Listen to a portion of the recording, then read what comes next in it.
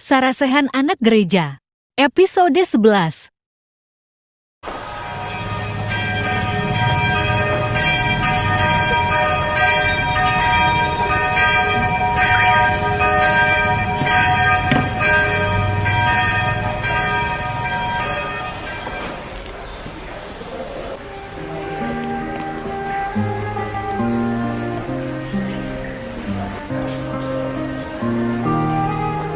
Bu, kok minum? Kan sudah mau misa. Lah, kenapa emang? Ada aturannya?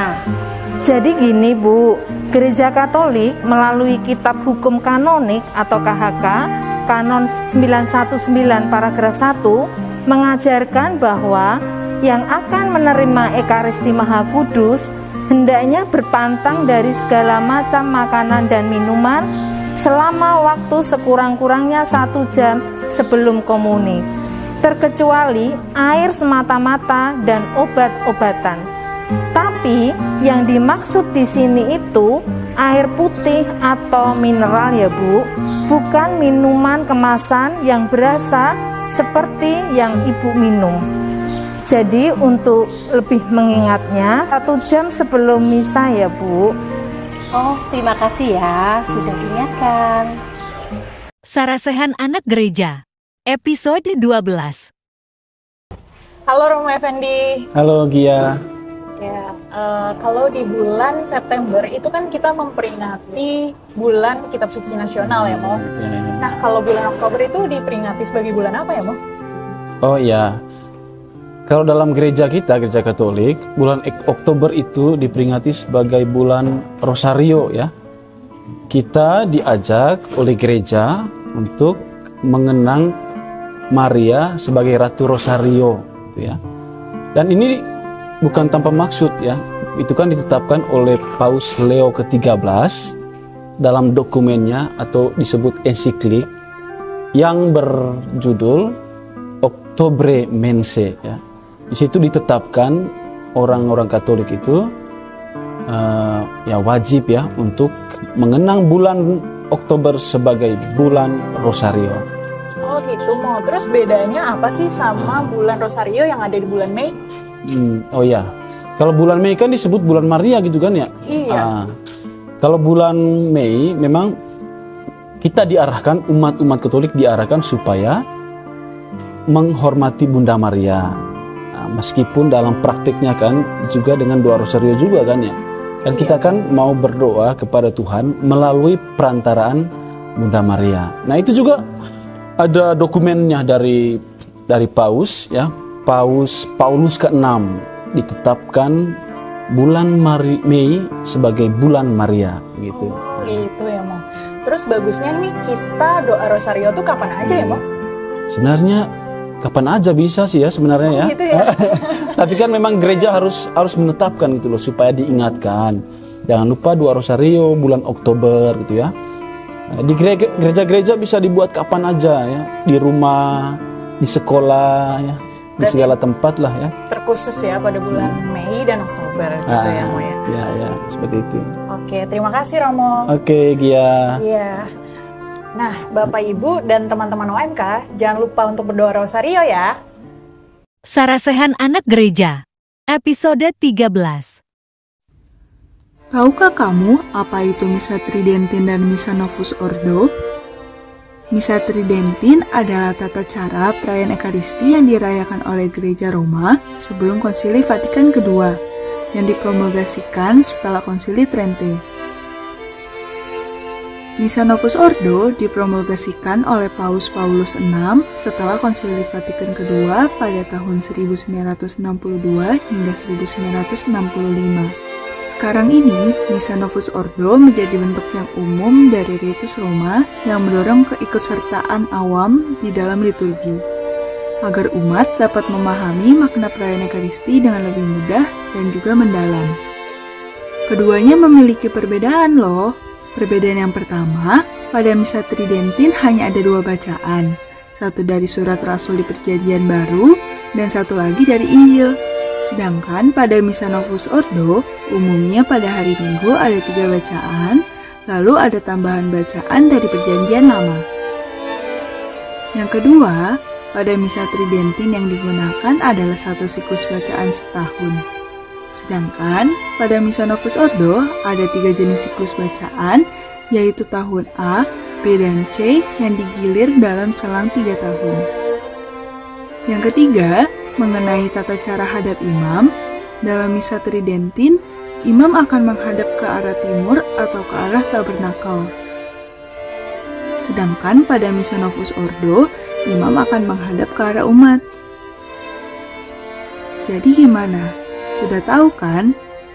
Tunggu informasi menarik lainnya ya. Sarasehan Anak Gereja, episode 14. Tahukah kamu di mana hostia yang sudah diberkati disimpan?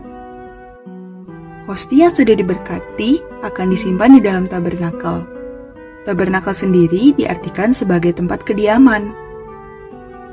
Dalam gereja Katolik, tabernakel adalah sebuah lemari atau kotak penyimpanan yang digunakan khusus untuk menyimpan sakramen yang telah disucikan berupa tubuh, darah, jiwa, dan keilahian Yesus Kristus dalam bentuk roti dan anggur yang digunakan dalam ritus komuni suci. Kira-kira kenapa ya hostia harus disimpan di tabernakel? Yuk kita bahas. Yang pertama, untuk kegunaan viaticum, yaitu untuk diberikan kepada umat yang sakit yang tidak bisa ikut dalam perayaan Ekaristi di gereja, atau untuk bekal terakhir bagi orang yang akan meninggal. Yang kedua, untuk kegunaan adorasi, yaitu untuk dihormati dalam adorasi kepada sakramen Maha Kudus. Dihormati, disembah, ditunjukkan sebagai simbol kehadiran Kristus itu sendiri. Yang ketiga, untuk kegunaan pastoral. Tubuh Kristus disimpan untuk dibagikan pada perayaan berikutnya, terutama untuk upacara Jumat Agung. Yang terakhir, berdasarkan teologinya, selain dalam perayaan Ekaristi, tanda kehadiran Kristus juga dinyatakan dalam sakramen Maha Kudus yang disimpan di tabernakel. Jadi gimana? Sudah pada tahu kan hostia yang sudah diberkati itu disimpan di mana? Tunggu informasi menarik lainnya ya. Sarasehan Anak Gereja, episode 15. Tahukah kamu, di dalam gereja Katolik terdapat 2 macam panggilan hidup, yaitu panggilan hidup umum dan panggilan hidup khusus. Yang pertama, panggilan hidup umum. Yang termasuk dalam panggilan hidup ini ialah kaum awam yang termasuk dalam kelompok hidup berkeluarga. Kelompok hidup ini memaknai panggilan hidupnya untuk menjadi rekan kerja Allah dalam melangsungkan karya penciptaan demi berlangsungnya generasi hidup manusia. Hakikat dari keluarga adalah sebuah persekutuan sebagai tempat utama dan yang pertama dalam mendidik iman anak. Adapun tugas dari kelompok hidup ini adalah yang pertama, mewartakan kerajaan Allah di tengah keluarga atau eklesia domestika. Yang kedua adalah mewartakan kerajaan Allah di tengah masyarakat atau tata dunia dan menjadi pelayan gereja atau tata gereja. Panggilan hidup yang kedua adalah panggilan hidup khusus. Panggilan khusus ini dibedakan menjadi 2, yaitu panggilan kaum tertahbis atau klerus dan hidup bakti.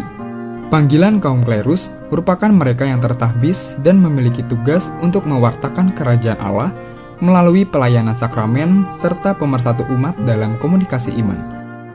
Kaum klerus memiliki 3 tingkat tahbisan, yaitu yang pertama diakonat untuk diakon, yang kedua presbiterat untuk imam, dan yang ketiga episkopat untuk uskup. Kelompok hidup bakti ialah kaum biarawan atau biarawati seperti suster dan bruder. Mereka memaknai hidupnya dengan hidup membiara, yaitu menyadari bahwa hidupnya berada di hadirat Allah dengan menyerahkan diri secara total dan menyeluruh. Kaum ini memiliki ciri khas menjalankan 3 kaul, yaitu kaul kemiskinan, kaul kemurnian, dan kaul ketaatan. Jadi, kesimpulannya adalah, ketiga kelompok hidup tadi bukan merupakan sebuah tingkatan atau kasta. Tidak ada yang lebih tinggi atau lebih rendah. Yang kedua adalah ketiga kelompok hidup ini memiliki tujuan yang sama, yaitu mewartakan kerajaan Allah dengan cara dan kekasannya masing-masing. Jadi, kualitas hidup manusia tidak ditentukan pada jenis panggilan, tergantung bagaimana mereka menjalani panggilan hidupnya. Pada akhirnya, panggilan hidup yang berada di tingkatan tertinggi adalah ketika mereka dapat menjalankan panggilan hidupnya dengan penuh kesadaran dan tanggung jawab. Jadi, gimana? Sudah tahu kan ada apa aja panggilan hidup dalam gereja Katolik? Kira-kira kalian dipanggil jadi apa nih? Penasaran topik senja apa lagi yang akan dibahas? Tunggu informasi menarik lainnya ya!